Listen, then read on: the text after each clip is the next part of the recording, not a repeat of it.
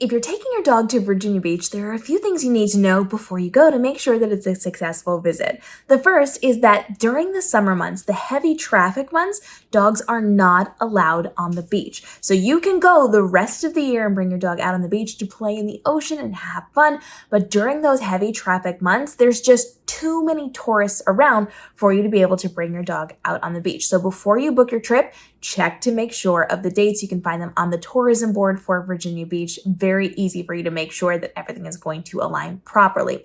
Now, there are a good handful of dog-friendly and dog-accommodating hotels. There is a difference though. Dog-accommodating and dog-friendly are not always one and the same. So while some hotels are very dog-friendly, they're not really set up for a good visit with your dog. There are certain hotels that I loved visiting that were so much fun, but they were not conducive to having a dog. They just were not a great environment in the room for bringing a dog. Certain types of dogs will be okay, but not all of them. And some hotels that are not super, dog forward, where they're not asking you to bring your dog, are actually more accommodating. They're better set up for your dog to stay in the room with you and to function throughout the course of that hotel and that stay. So doing a little bit of research is incredibly helpful. Making sure you see what the rooms look like, also a very big part of this. Now, I have done some reviews on certain hotels here on the channel, and I will be continuing to do those, so you can check some of those out. I will link them in our travel playlist down below. You also want to make sure that you're aware of what's going on during the time that you're bringing your dog. During certain times of the years, they have events on the beach and on the boardwalk. At Christmas time, they have a massive light display that they open up on the boardwalk for cars to drive through for certain time periods in the evenings. But if you sneak out before it's officially open, they'll usually turn the lights on a little bit early. It'll still be kind of that twilighty time, so you can see the lights really well, but it's not dark yet and the cars are not traveling on the boardwalk. You can actually take your dog and go out on the boardwalk, and for the most part, you're not going to be able to walk the entire length of the light display. It's simply too long during that short period of time where it's kind of a free-for-all. But you can get a good chunk of it done. And unfortunately, what you do need to know is that once they do close it down, you cannot be on the boardwalk, not even on the bike path. So once they close that down, you have to go out to the main street to then walk back to your hotel. So be smart about when you go out and how far you go down, knowing you're going to have to be out on that main road to come back to your hotel. They also have events during the summer when you can't bring your dog, but they've got some really cool things going on with sandcastle competitions and kind of like a craft vendor type events. But they have things throughout the course of the year, so just be mindful of what's going on, because you might find something really cool to do, or it might be a little crowded for you and your dog, depending on what's happening and when that is going to be happening. Now, if you know anything about Virginia Beach, you also know that they have a giant King Neptune statue. It is the coolest thing ever. I will tell you, the best time to get photos is at sunrise. If you were going out for photos of you and your dog, go during sunrise. The sun wraps around this gigantic statue. Everything is golden and beautiful and just so stunning. And typically during the early morning hours, you're not going to have a lot of competition for people being in the way. If you go out right before the sun comes up and right as the sun is coming up, you'll find some people out jogging. You'll maybe find a couple of people walking their dogs, but for the most part, people are still sleeping. And so you're going to have very clear access to the water, to beautiful photos, to the statue, to walking without big crowds. It's a very good time to go. But the King Neptune statue is very big. Some dogs might get a little frightened of it. Most dogs do not. I have not seen too many issues with it, but some dogs might see it latch onto the face that's towering very high above them and get a little nervous. But when I say towering, I mean it is way taller than humans.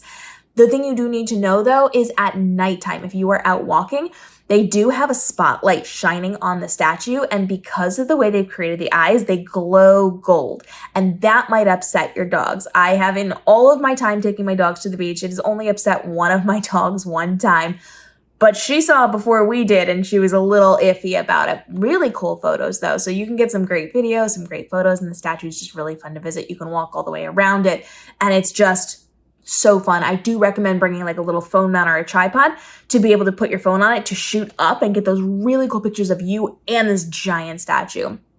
And again, going first thing in the morning before most people wake up is the best time to do it. Otherwise, you might find some crowded things going on the boardwalk, especially around the statue, because it is such a big draw. Now, they do clean the beach every morning, which is really nice. So depending on when you're out, it may be before they clean it, or it might be while they're cleaning it if you're going out during sunrise, but they will go through and kind of pick up a lot of the trash to make it nice and clean for patrons who are visiting the ocean. You may find that there are some unhoused people that sometimes camp out on the beach or on the benches. They're usually very nice. They're usually not going to engage with you too much, so you don't have to worry about too much. But if you are going to be going out with your dog after dark, I will caution you to carry a flashlight with you, because the hotels typically have lighting right next to the hotel, and sometimes the hotels have patches of grass that you can be using as well. And then the boardwalk has lights, but the second you get off of the boardwalk onto the sand, now you're not with any lighting. And so you might want to have a flashlight just so you can kind of see what's going on and you have that spatial awareness that's not in the dark. So if you're going to go beyond the boardwalk, bring lighting just so you know what's going on. And as always with the ocean, we're not going into the water during feeding time at night. So just be smart about this. I have seen people make some not so great decisions at the beach. Please be the person that makes a better decision, and make sure, of course, that you're aware of where you're going to be staying. Some hotels provide like space for your dog to take their bathroom breaks. Sometimes they'll have little bags there, but for the most part, you're responsible for bringing your own, and not all hotels will supply this, and they don't just randomly have things along the beach for getting those doggy bags. So make sure you're bringing those for yourself. But the nice thing is this beach is just covered in trash cans. Every staircase that leads down to it, and every so often, you're going to see a great big collection of trash cans that you can then very easily dispose of things in when you are going onto or leaving the beach. It makes it very easy to clean up after your dog or after yourself if you have a picnic or if you take things out that you need to throw away after the fact. So it's very good for keeping it clean. They're very mindful of creating a good, safe environment for being at the beach. Now, you also want to be aware that sometimes there are horses that will come down the beach with riders on them. There are groups that will take you on beach walks and tours and things like that. And so every once in a while, you may find a group of horses walking along beside you. Some dogs get a little stressed out about that. Some don't care. So just be mindful of that and kind of keep an eye out. You will often see dolphins and different things in the water. So make sure you're paying attention to that as well. And then just be mindful of where you're taking your dog and how you're going to be engaging with other people. There's lots of seagulls everywhere. So if your dog likes to chase them, that's a fun thing to do. And make sure your dog, of course, is on some type of leash. We want to just be respectful of everybody. Don't keep your dog off leash. Have some long leash. I especially recommend those 50-foot leashes that are made of biothane or they're waterproof to make sure that you are having a great time. Your dog gets run around and play, but is not going to get tangled and is not going to be restricted while they're still attached to you, to make sure everybody's safe as we are out in the waves. We don't want any, rip tides taking your dog away. So just kind of keep them attached to you. I've got lots of videos on recommendations for both harnesses and leashes your dog can wear at the beach. But there's a lot of fun things to do. There are some dog-friendly things to do in the town if you're going to be staying for a little bit. There are some really fun places within walking distance that you can go, and tons of places that you, as a human, can go for any of your shopping or your excursions, all the fun things that you can be doing. And of course, when it comes to Virginia Beach, there is the main strip that is very touristy, but there are also secondary beaches off to the side about 15 minutes away that are really great for renting houses. If you're going to be renting a house, I cannot recommend some of those beaches enough. I've worked with a couple of them there.